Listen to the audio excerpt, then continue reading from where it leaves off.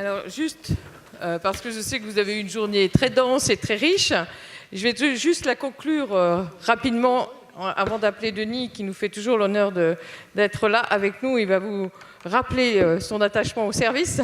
Donc, en conclusion, on a traité aujourd'hui vraiment le CARE dans toutes ses dimensions, dans toutes ses formes et sous tous ses angles. Et c'est, comme vous l'avez compris, la réponse à un état d'esprit qui est être au service de l'autre. Et au sein d'Esprit de Service France, on est vraiment convaincus, c'est notre ADN, et c'est déterminant dans nos actions. Et c'est pour cela que l'on travaille tous en co-construction, en collaboratif. Et je crois sincèrement que le management du 21e siècle doit miser sur le clair et l'autonomie des individus pour les rendre plus performants. Ça, c'est ma conviction personnelle, mais ça n'engage que moi. Et la qualité de la relation humaine, comme on l'a évoqué aujourd'hui, c'est vraiment la seule marque de la différenciation dans la compétition d'aujourd'hui. Alors avant de se quitter, j'aimerais souhaiter et j'aimerais vous rappeler 2 grands projets que nous menons au sein d'Esprit de Service France. C'est d'abord le label Excellence de service, mais surtout, je vais m'attacher sur le MOOC. Le MOOC est une réponse notamment aux souhaits, comme je le disais, des membres fondateurs qui voulaient que l'esprit de service soit largement diffusé dans la population française. Nous positionnons ce MOOC dans la perspective de 2024 et j'ai la chance de travailler avec une équipe absolument formidable qui est composée de toutes les entreprises ici présentes et encore merci à Air France, merci à Communication Qualité, merci à GRDF, merci à tous ceux qui contribuent et qui sont très, très acteurs sur le sujet, merci au CRT. Emmanuel, il est où Emmanuel? Il est parti. Ah, il est là. Merci au CRT, Emmanuel, avec qui je travaille main dans la main sur tous ces sujets. Et c'est vraiment important de travailler sur ce sujet parce que, comme vous l'avez vu à travers l'exposé de Pierre Aziza et d'Emmanuel, on a de grands enjeux d'ici, déjà maintenant sur le service, d'être excellent dans le service, de dépasser cet état d'esprit que définissait Florence d'être be-perfect. C'est pas forcément que la solution. La vraie solution, c'est d'oser et de se différencier. Et il faut que nous, Français, eh bien, on soit à la hauteur de cet enjeu. Et vraiment, l'échéance 2024, vous savez que je suis une fan. Ça fait 10 ans que je travaille avec Denis sur différents sujets, notamment sur la nécessité de mettre le sport en entreprise, puisque ça fait partie du CARE. Et je pense que c'est, comme disait Lydie, de Sodexo, elle qui est une grande championne, ce que je venais de citer à monsieur Denis Massiglia, que vous étiez une grande championne de hockey. Je pense que le sport aide à la performance, le sport aide à la performance, mais aussi aide à être bien dans sa tête et bien dans ce corps, c'est ce que je disais toujours.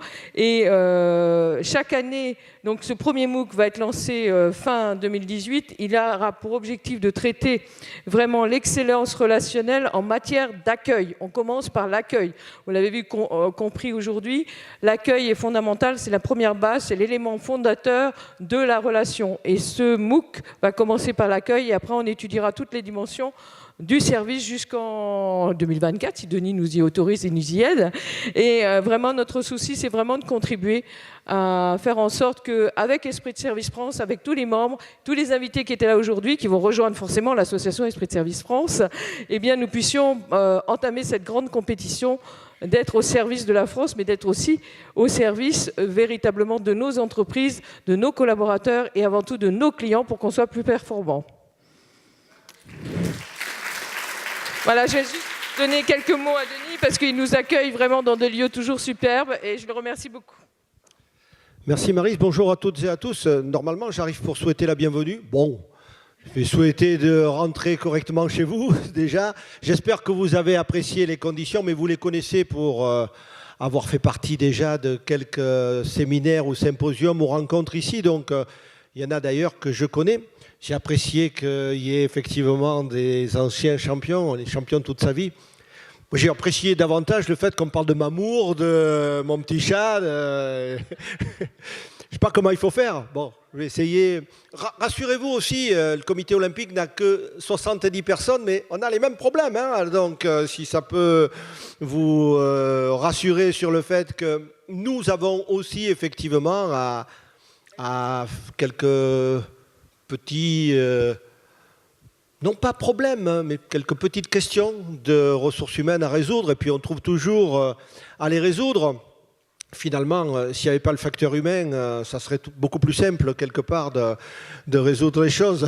Donc, bon, on fait avec la plupart du temps, et puis finalement, on est là aussi pour que les choses avancent. Donc, pour quand même revenir au sujet principal, qui est l'esprit de service, effectivement, et je le fais avec Maryse, avec Emmanuel, avec ceux qui l'entourent, pour qu'on puisse avoir une France davantage au service, justement, de celles et ceux qui en attendent quelque chose. C'est pour ça que tu t'es mis en bleu, blanc, rouge aujourd'hui, là, pour... Voilà, d'accord. Donc, nous avons le plus grand rendez-vous que le sport français ait à avoir dans le futur en 2024.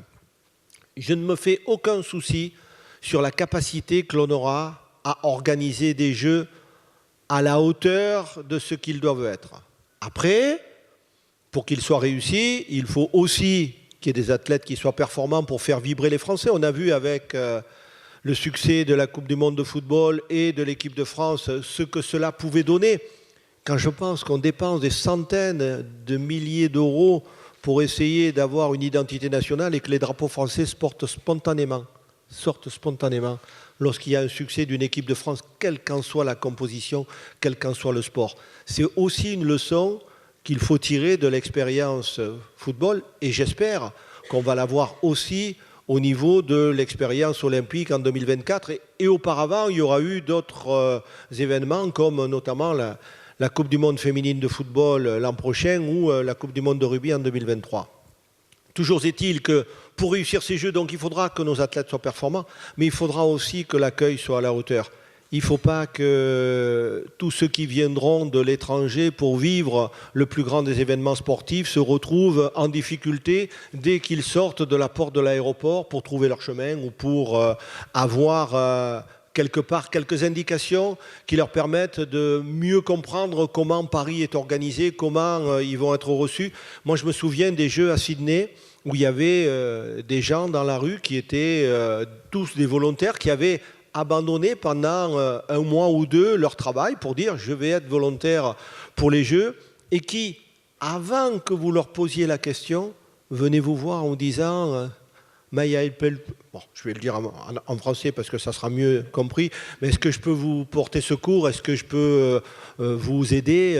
Et c'est vrai que quand vous avez des gens qui viennent vers vous et qui non pas attendre que vous leur posiez la question, mais essayer de vous faire comprendre que vous êtes important pour eux et qu'ils sont là pour vous servir, c'est quand même quelque chose qu'on apprécie, même si on peut aussi attendre que quelques-uns posent des questions. Donc voilà, c'est pour ça que le service est important.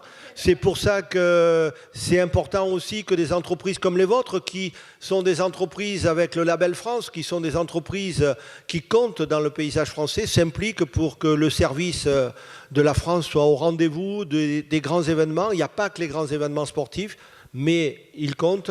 Et donc, je pense que les uns et les autres, on a un parcours commun à accomplir pour que la France soit au rendez-vous de ce qui va être son futur immédiat, mais qui va marquer, j'espère, l'histoire, parce que c'est aussi pour ça qu'on a voulu qu'il y ait les Jeux en 2024. C'est pas simplement pour se faire plaisir. Voilà. Merci de votre attention et à bientôt.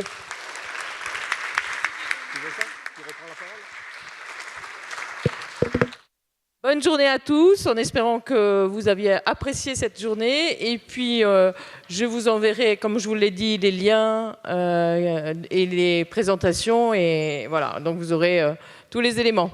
À bientôt. Et puis, reposez-vous bien parce que je sais que c'était une journée assez dense.